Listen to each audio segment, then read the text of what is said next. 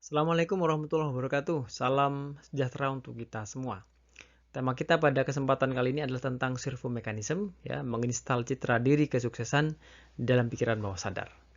Mungkin bagi beberapa orang dan mungkin bahkan bagi banyak orang, tema servo mekanisme ini adalah sesuatu yang baru, ya.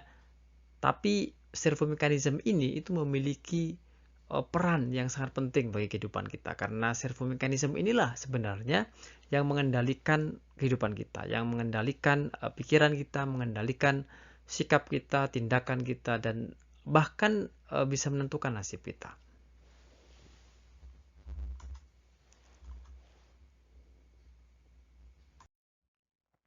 Nah, pertama adalah kita harus memahami dulu life map ya atau peta kehidupan ya. Bahwa sebagian besar dari kita itu tidak didesain untuk menjadi entrepreneur. Sehingga tingkat entrepreneur kita itu sangat rendah ya. Kita didesain oleh keluarga, lingkungan, bahkan oleh sistem pendidikan kita mulai TK hingga perguruan tinggi untuk menjadi pegawai ya, menjadi karyawan atau menjadi profesional. Misalkan menjadi dokter, menjadi insinyur ya, menjadi apa? Pilot. Nah, jadi seputar bidang itu gitu ya. Nah, mereka yang jalan hidupnya menuju desainnya sejak awal itu biasanya hidup dalam situasi yang normal-normal saja ya, yakni mengalami siklus kehidupan mulai dari fase bekerja menghasilkan uang, berkarir untuk meningkatkan penghasilan dan kemudian pensiun dengan keuangan yang sangat terbatas ya. Dan setinggi apapun pencapaiannya ya, anak-anaknya akan memulainya lagi dari nol ya, seperti orang tuanya dulu gitu ya. Nah, ada sebagian dari mereka itu yang tidak puas dan tidak nyaman dengan pekerjaannya yang sekarang, sehingga mulai menjalankan usaha untuk menambah penghasilan. Sebagian lagi itu ya karena kebanyakan tidak terserap di dunia kerja, sehingga mulai menjalankan usaha-usaha. Nah, kemudian ya setelah itu mereka ternyata mulai menjalankan usaha-usaha perdagangan. Ya. Mulai bisnis online, mungkin ikut affiliate, kemudian bisnis investasi misalnya. Namun sayangnya sangat sedikit dari mereka yang berhasil ya. Maksud hati ingin menambah penghasilan, malah sebaliknya hutangnya semakin banyak dan tidak sedikit ya yang kemudian frustasi karena terlilit hutang yang seperti tidak ada ujungnya. Nah, merubah desain ini. Majalah SWA ya pernah merilis hasil surveinya ya. Dalam 10 tahun melakukan riset tentang dunia usaha. Mereka menyebutkan dari 100 startup dalam 10 tahun berjalan hanya tersisa satu bisnis. Yang 99 telah tutup atau bangkrut dalam waktu 1 hingga 5 tahun. Artinya, tingkat keberhasilan dalam bisnis ya berdasarkan riset ini itu hanya 0,1%. Sangat kecil sekali. Itu terjadi karena memang ya kebanyakan dari kita tidak didesain untuk menjadi entrepreneur. Di Indonesia khususnya, pribumi memiliki cita-cita tertinggi untuk menjadi priayi atau bahkan pejabat dengan cara sekolah setinggi mungkin untuk mendapatkan pekerjaan dan pangkat yang tinggi gitu ya, sehingga dapat naik kelas. Itulah kenapa rekrutmen pegawai negeri selalu ya dinanti dan pesertanya pasti membludak itu ya. Nah, jika ingin sukses di dunia bisnis, maka langkah pertama yang harus dilakukan adalah merubah desainnya. Merubah desain kita. Desain itu berupa apa? Berupa self image atau desain itu berupa self image dan belief system yang ada di pikiran bawah sadar kita. Sukses di bisnis itu, Bapak Ibu, itu bukan karena jenis bisnisnya. Ya, sukses di bisnis itu bukan karena jenis bisnisnya atau berapa banyak modalnya. Apapun bisnisnya, ya berapapun besar modalnya, jika desain dirinya, self image-nya tidak diubah, ya maka sabotase diri akan membuat seseorang gagal dan bangkrut. Nah, sekarang bagaimana desain seseorang itu dibuat? Manusia itu lahir dalam keadaan bersih, ya. Belum memiliki belief apapun, ya. Setelah dia lahir, melalui panca inderanya ia menerima informasi dari kedua orang tuanya, dari lingkungannya, dan itulah proses awal pengisian atau install belief yang ada pada manusia. Keluarga ya adalah yang paling pertama menanamkan nilai-nilai kepada seorang anak. Mereka menyerap tanpa filter ya melalui panca inderanya apapun yang dia lihat, apapun yang dia dengar dan apapun yang dia rasakan. Desain seseorang atau yang biasa disebut dengan self-image atau citra diri dipengaruhi oleh belief system atau sistem kepercayaan yang mereka serap saat mereka usia 0 sampai 7 tahun. Nah, fase inilah yang paling menentukan ya seseorang itu akan bagaimana hidup selanjutnya. Belief system akan menjadi blueprint ya yang menentukan pola pikir, sikap, tindakan bahkan menentukan nasibnya. Nah, ini ada 3 fase terbentuknya belief system Bapak Ibu ya. Belief system itu terbentuk dalam 3 fase kehidupan seseorang. Yang pertama fase tanam, ini terjadi pada usia 0-7 tahun ya. Pada usia ini anak menyerap apapun tanpa filter terhadap situasi, tata nilai, pengetahuan, konsep dan informasi apapun. Pada fase ini ya, peran orang tua itu sangat penting. Bahkan ada ungkapan bahwa ibu atau keluarga adalah madrasatul ula gitu ya, atau pendidikan pertama seorang anak. Yang kedua, Bapak Ibu, itu adalah fase modeling. Ya, ini terjadi usia 7 sampai 14 tahun. Pada fase ini, itu anak cenderung meniru orang yang dia idolakan atau orang yang paling dekat dan sering berinteraksi dengannya. Nah, pada fase ini ya, lingkungan itu paling menentukan terhadap fase modeling ini. Lingkungan bermain ya, lingkungan sekolah misalnya itu memiliki pengaruh yang sangat dominan pada fase modeling ini.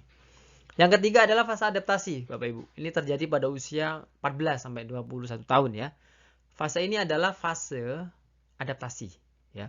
Semua informasi yang masuk pada fase ini akan difilter sesuai dengan belief system yang sudah terbentuk pada fase tanam dan fase modeling ya. Hanya yang cocok saja dengan belief system yang sudah ada itu yang bisa masuk. Yang tidak cocok tidak akan bisa masuk.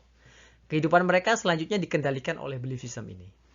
Nah, perubahan sistem ya, perubahan belief system itu akan terjadi dalam 3 kondisi. Ya. Bisa menguatkan yang sudah ada ya, bisa melemahkan belief system yang sudah ada atau bahkan bisa mengganti belief system yang sudah ada. Nah, sekarang apa pengaruh belief system? Ya. Dengan belief system, seseorang itu membuat standar-standar tentang kebaikan, kebenaran, keindahan, cinta, keuangan dan lain-lain. Apa yang telah diinstal tersebut akan menjadi life script ya, menjadi patokan hidup yang dijalaninya. Untuk itu, manusia akan hidup seiring dengan belief system yang dianutnya, diyakininya. Itu akan menjadi standar bagi dirinya dalam menjalani hidup. Nah, sekarang mari kita lihat ya pada diri kita sendiri nih. Apa saja standar-standar kebenaran yang ada di kepala kita, yang menjadi pegangan hidup kita. Jika belief system kita berisi hal-hal negatif dan melemahkan, maka jangan heran ya, jika hidup kita akan dipenuhi dengan hal-hal yang negatif dan lemah. Sebaliknya, ya, jika belief system kita berisi hal positif, optimis, memberdayakan, ya, maka hidup kita akan bahagia, semangat, dan selalu positif. Nah, sekarang coba kita cek kembali ya, standar-standar itu dalam belief system kita. Bagaimana belief system kita tentang kuasa Tuhan, tentang peran manusia, tentang kekayaan, tentang keuangan, dan tentang pekerjaan, dan lain-lain ya. Karena itu semua yang akan menciptakan pola atau life map kehidupan kita dalam bidang tersebut. Nah, Bapak Ibu semua, keyakinan itu ada 2. Ada keyakinan yang menghambat, ada keyakinan yang memberdayakan. Ada empowering belief, ada limiting belief. Nah, hati-hati dengan keyakinan Anda, ya. Karena ada keyakinan yang bisa menghambat dan ada keyakinan yang bisa memberdayakan. Pilihlah hanya keyakinan yang bisa membuat kehidupan kita tumbuh dan berkembang ke arah yang lebih baik. Keyakinan yang menghambat itu akan menjadi mental block ya, yang membuat kita close minded, susah move on dan melemahkan kehidupan. Misalnya keyakinan bahwa kita ini bodoh, ya citra diri kita ini bodoh, merasa nggak bisa, merasa tidak mampu, merasa hidup tidak adil, punya keyakinan uang tidak dibawa mati, orang kaya pelit misalnya, orang kaya itu lama hisapnya misalnya ya. Untuk apa kaya kalau tidak bahagia? Konsep dalam dirinya itu lebih baik miskin asal bahagia, dan konsep lain yang melemahkan itu banyak sekali ya, konsep-konsep yang melemahkan, keyakinan-keyakinan yang melemahkan. Nah, kalau memiliki keyakinan yang seperti itu, maka gantilah dengan keyakinan yang memberdayakan. Misalnya ya, saya pribadi yang luar biasa, hidup ini indah. Ya. Dengan uang kita bisa banyak bersedekah, bisa banyak berbuat baik, bisa banyak bantu orang lain. Menjadi kaya itu mulia, ya, karena bisa membantu banyak orang kan. Dengan kekayaan kita akan lebih mudah, dengan kekayaan kita akan lebih mudah bahagia. Itu adalah kepercayaan-kepercayaan yang perlu ditanam di pikiran.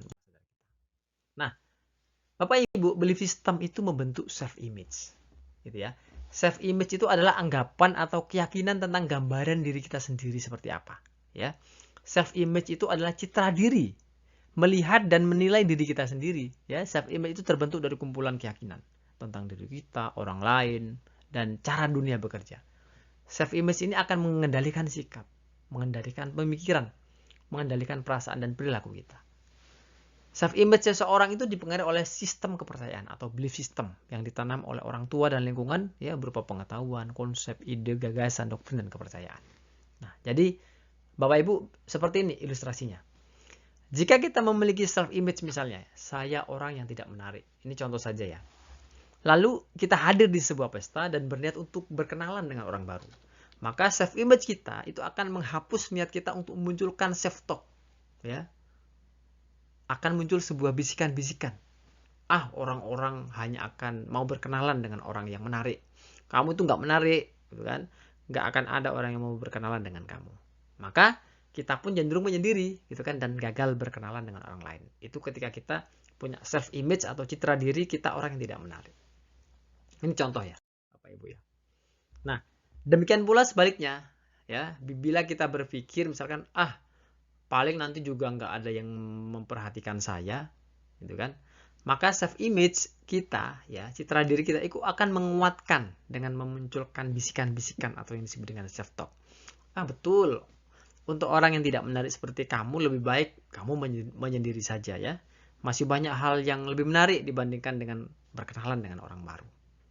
Jadi self image itu menentukan bagaimana kita bertindak, bagaimana kita berpikir, bagaimana kita bersikap. Jadi, apapun yang kita pikirkan, itu self image seakan menyetel servo mekanisme kesetelan awal. Itu ya. Saya ulangi lagi, apapun yang kita pikirkan, self image kita itu seakan menyetel servo mekanisme kesetelan awal. Apa itu servo mekanisme? Nanti kita akan bahas. Nah, jika kita melihat diri kita sebagai orang yang sial, ya, maka kesialan itu yang akan aktif. Servo kesialan itu yang akan aktif. Sebaliknya, jika kita melihat diri kita sebagai orang yang beruntung, ya, maka servo keberuntungan itulah yang akan aktif. Jadi, hati-hati, ya, hati-hati terhadap keyakinan kita. Nah, self image itu Bapak Ibu itu membentuk servo mekanisme. Belief system menentukan self image dan self image ini akan menentukan servo mekanisme. Servo mekanisme juga terbentuk dari kebiasaan yang diulang-ulang, ya, atau habit dalam waktu yang panjang, sehingga membentuk unconscious competence atau keahlian dan akhirnya menjadi servo mekanisme. Nah, servo mekanisme itu Bapak dan Ibu semua secara sederhana itu dapat diartikan sebagai sistem yang melayani seseorang untuk mencapai tujuan secara mudah. Apapun yang terjadi, servo mekanisme akan mencapai tujuannya dengan segala cara. Gitu ya. Misalnya nih, dalam keuangan ini ya, dalam bidang keuangan ada yang dikenal dengan servo kantong kosong, ya.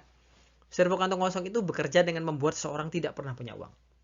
Jika punya uang, maka entah dengan cara apa, uang itu akan selalu habis. Ada saja kebutuhan yang membuat uang itu keluar dari kantongnya. Habis berapapun jumlahnya. Ya. Contoh lain adalah servo terlambat, katakanlah. Orang yang punya servo terlambat ini, itu akan selalu terlambat datang ke acara, ke kantor, ke acara pernikahan, dan lain-lain. Dia akan selalu terhambat. Dia akan selalu terlambat dalam menghadiri pertemuan-pertemuan. Meskipun dia ingin datang tepat waktu, ya, tapi seolah-olah semesta menghambat untuk datang tepat waktu. Jadi nggak bisa datang tepat waktu. Entah itu misalkan dibuat kena macet, ketiduran, ada tamu, ban bocor misalnya, atau kejadian apapun yang membuatnya selalu terlambat. Nah, Bapak Ibu perlu kita ketahui ada dua jenis servo mekanisme. Ada servo mekanisme sukses otomatis, ya. Ini adalah sebuah pola yang membuat seseorang selalu sukses dalam mencapai tujuannya. Apapun yang dia inginkan pasti tercapai. Ya. Orang yang memiliki servo ini terlihat seperti selalu beruntung dalam hidupnya. Kehidupannya sejahtera, secara ekonomi, dan bahagia secara mental. Yang kedua itu adalah namanya servo mekanisme gagal otomatis. Ini adalah sebuah pola yang membuat seseorang itu selalu gagal dalam hidupnya. Orang yang memiliki servo ini akan sulit mencapai tujuannya. Kehidupannya kemudian dipenuhi dengan kekhawatiran, kesedihan, kekurangan, dan keruwetan hidup, gitu ya. biasanya hidup dalam ekonomi yang serba kekurangan dan hidupnya tidak bahagia. Nah, penyebab dari dua servo mekanisme tadi yakni self image, Bapak Ibu. Ya, citra diri kita. Self image akan mengaktifkan servo mekanisme otomatis, ya. Self image yang positif akan mengaktifkan servo mekanisme sukses otomatis, dan self image yang negatif akan mengaktifkan servo mekanisme gagal otomatis. Kita yang memilih mau punya servo sukses otomatis atau mau memilih servo gagal otomatis. Nah, sekarang bagaimana cara menginstal servo mekanisme? Setelah kita berdiskusi banyak tentang servo mekanisme, tentang self image ya, tentang belief system ya, kita sampai pada cara menginstal servo mekanisme sukses otomatis, yakni dengan mengganti self image ya dan belief system yang membatasi. Ya. Dan letaknya self image dan belief system itu ada di pikiran bawah sadar. Self image dan belief system negatif itu harus diganti dengan self image dan belief system positif dan memberdayakan, atau yang disebut dengan self empowering belief. Nah, saya akan memperkenalkan salah satu teknik membangun self image baru dengan metode Craft. Ya, mungkin sebagian dari Anda sudah tahu metode ini, ya. Metode ini adalah usaha kita sendiri, ya, atau self hypnosis untuk merubah citra diri kita, untuk merubah keyakinan yang menghambat kita. Ya, pertama lakukan Craft, ya, cancel, cancel. Ya, ini mengcancel self-talk yang bersifat sabotase. Kalau misalkan ada self-talk dalam pikiran, oh, kamu itu tidak mampu, orang yang kamu itu lemah, ya, kamu itu bodoh segala macam, itu harus di-cancel. Ya, lakukan cancel. Kemudian yang kedua adalah replace, ya. Segera ganti self-talk negatif tadi dengan self-talk yang positif. Ganti, saya adalah pribadi yang luar biasa, saya adalah pribadi yang hebat, saya pasti bisa mencapai tujuan, nah, dan sejenisnya, ya. Kemudian affirm, ya, melakukan afirmasi dan visualisasi sesuai dengan self image yang diinginkan. Jadi lakukan afirmasi terus bahwa ya, dengan membuat tulisan, gambaran-gambaran yang kemudian mencerminkan, ya, self image yang kita inginkan. F, ya, fokus, menyediakan waktu khusus untuk melakukan self hypnosis, ya. Dalam hal ini kita berusaha untuk fokus membayangkan citra diri kita yang kita inginkan, itu kan, selalu fokus, ya, kepada apa yang kita inginkan. Train, ya, merasa bahwa kita sudah mendapatkan apa yang kita inginkan. Jadi kita kita harus merasa bahwa kita ini sudah punya self image yang kita inginkan. Bukan akan, tapi sudah merasa. Train, ya. Kita perlu mempraktekkan Craft ini, ya, sehingga self image yang kita inginkan bisa terinstall ke pikiran bawah sadar kita. Tentu butuh waktu, perlu kesabaran, perlu persistensi, konsisten, ya. Maka insya Allah kita bisa mengganti self image negatif dengan self image positif, mengganti belief system yang menghambat dengan belief system yang memberdayakan, sehingga kita bisa memiliki servo mekanisme sukses otomatis di pikiran bawah sadar kita. Baik, terima kasih Bapak Ibu, mudah-mudahan ada manfaatnya. Saya akhiri, Assalamualaikum warahmatullahi wabarakatuh.